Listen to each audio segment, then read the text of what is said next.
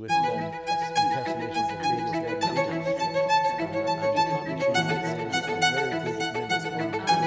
I know she's a great mimic. She has entertained privately members of her family with impersonations of various world leaders.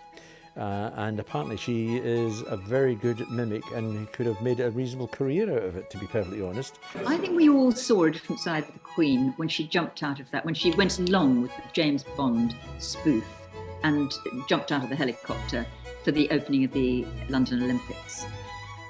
I think that what the Queen has is a very professional front that she has shown the world in her professional role, and a very mischievous and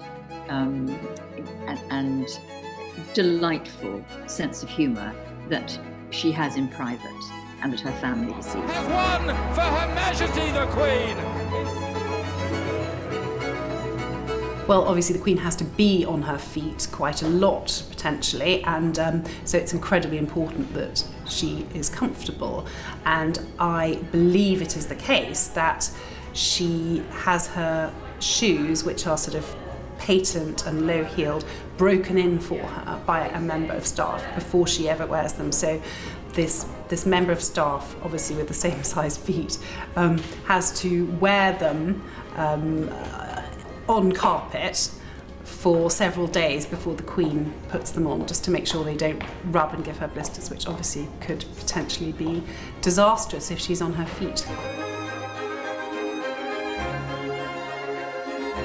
I think almost everybody knows that the Queen has a great love of racing, but I think possibly people don't recognise that she has effectively all but raced herself, that it was a royal family tradition in the early years of the Queen's reign that during Ascot Week the royal family themselves would race before the racing began one morning.